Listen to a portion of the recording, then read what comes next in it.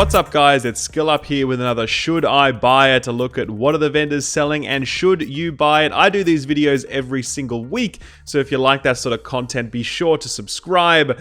Guys, this week the video is being brought to us by the good people at ViewSonic. They actually donated me a monitor so that I can record and upload in 1440p, so huge thanks to them.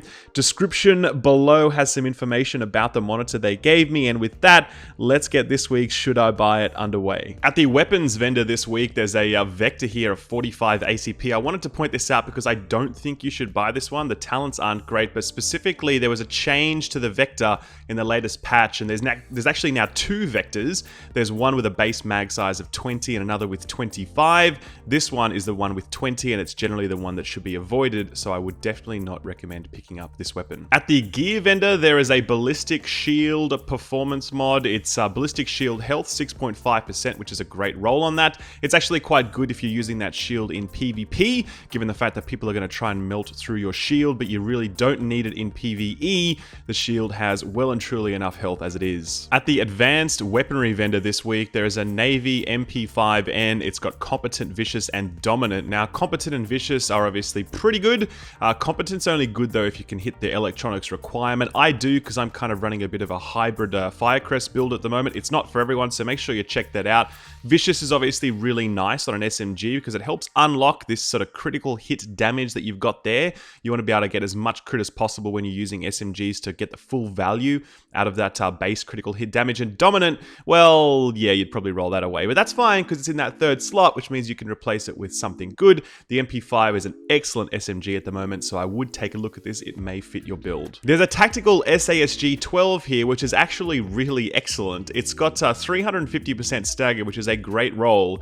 It's got brutal, responsive, and destructive. All of these talents are first class, top tier talents at the moment. This weapon is definitely a more PvE focused weapon, given the fact that it just sort of has that very high rate of fire. It's actually quite difficult to manage the stability, and if you're going to use a shotgun in PvP, you want to use something with a bit more punch than this one. But look, I personally love the SASG. It's pretty much my go-to PvE shotgun, and this is a fantastic roll on it. So I recommend checking this one out. It could be really great for you. I personally will be picking it up. Those of you running those more hybrid builds may also be interested in this M700 Tactical with 170% headshot damage, which is a phenomenal roll. It's got Competent, which we've said you need to hit that electronics requirement. It's got Talented, which buffs your skill power further. And finally, it's got Elevated. If you're someone that's sitting back, sort of, playing that sort of supporting sniper role, this is a great talent to have. If, however, you're looking for something a little bit more run and gun, you'd probably roll that one away. But either way, this is not a bad weapon at all. I personally really like the look of this, and I think I might actually pick this one up too, funnily enough.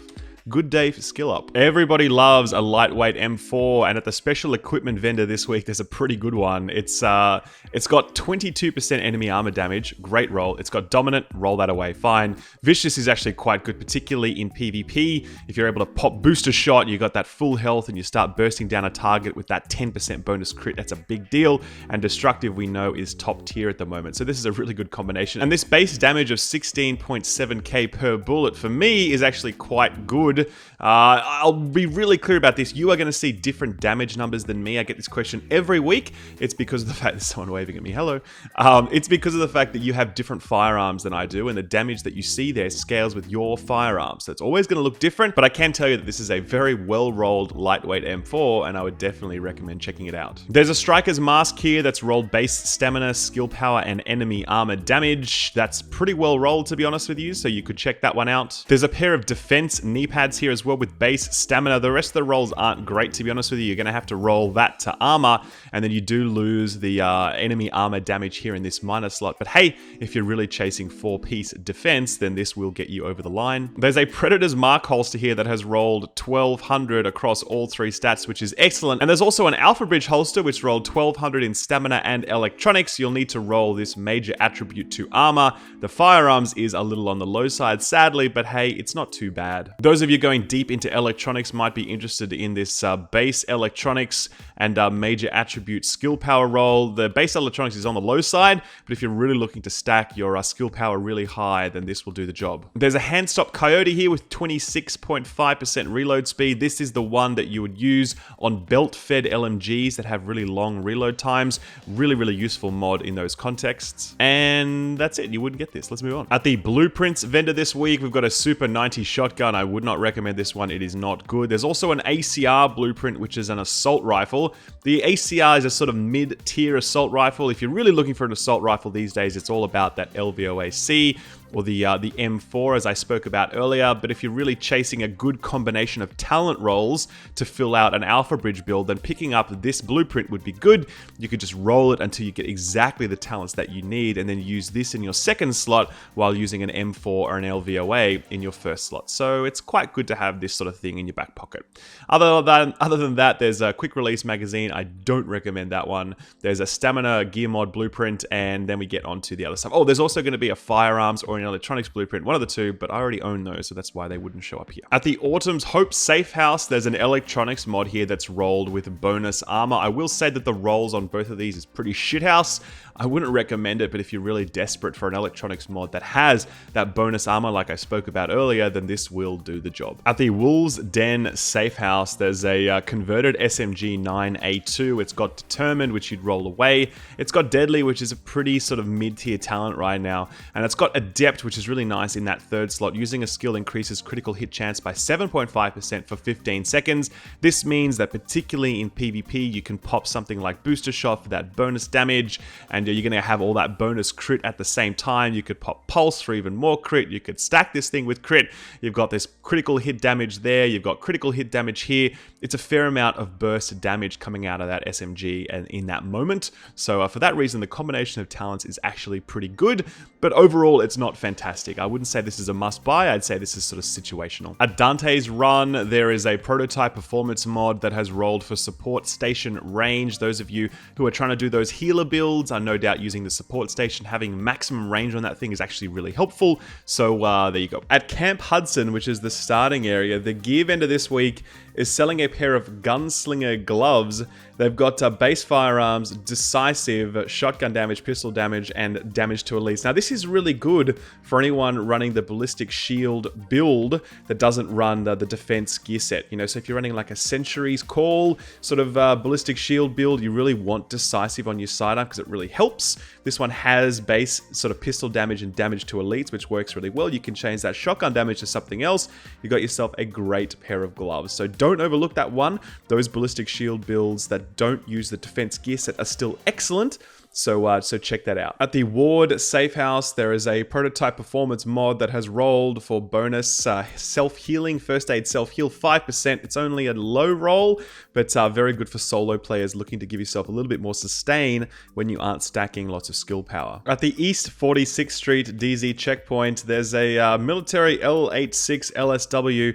It's only got 13% damage out of cover. It's got brutal, it's got commanding, which you'd roll away. It's got unforgiving, which is fairly decent, particularly in PvP. This one used to be a top tier weapon. It's definitely taken a bit of a hit, especially relative to how strong assault rifles have become. This is essentially the assault rifle of the LMG class. It's got a very sort of small mag of 30 bullets. It's got that higher RPM than the other variants. It's a nice fun weapon to use, very versatile, but it's not top tier anymore. So if you're really looking for the right combination of talents for an LMG Alpha Bridge build, this could work, but this weapon itself is not spectacular. At the East 40th Street DZ checkpoint, those of you that are running the Firecrest build may be interested in this 3.5% turret damage performance mod. It's a particularly popular build. It's not the most effective right now, but it's certainly a lot of fun to use, propped up by that flame turret. This will jack the DPS of that by only a small amount, but hey, it all helps. So check that one out if you need it. At the East 31st Street DZ checkpoint, there is a stamina mod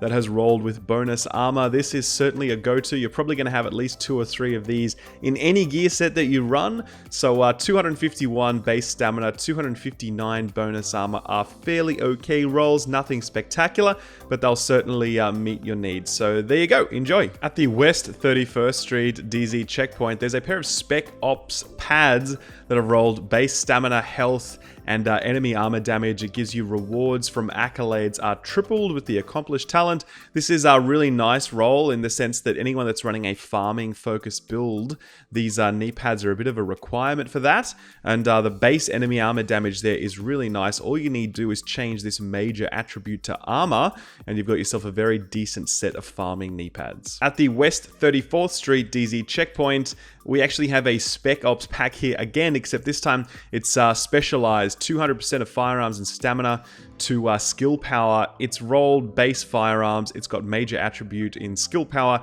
which you'd need to change to armor more than likely. And it's also got minor attribute ammo capacity, which is excellent. It's kind of exactly what you'd want there. So yeah, it's not a bad one. The base firearms, it all depends on whether or not you need that, or whether or not you need it base stamina, or perhaps even base electronics, because you certainly wouldn't want to do without the armor in this slot. At the DZ6 checkpoint, we have a Striker's Mask that's rolled base firearms, damage to elites, increased kill XP. Nice roll on that one. And we've also got a defense holster. The rolls aren't particularly great, but it has base armor, which means that you can re-roll one of these, whichever you prefer, to be able to get the stats up a little bit more. So yeah, if you're chasing 4-piece defense, you've got at least 2 pieces coming to you this week from the vendors alone. At the DZ5 vendor, we have some very nice mods this week. First up is an Omega Rifle Suppressor. It's got 18.5% headshot damage, fantastic roll, critical hit damage, critical hit chance, and reduced threat.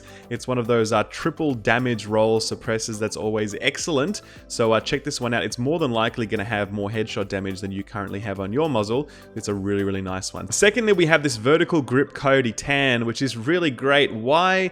Because it can go on an SMG and it works perfectly in the defense gear set.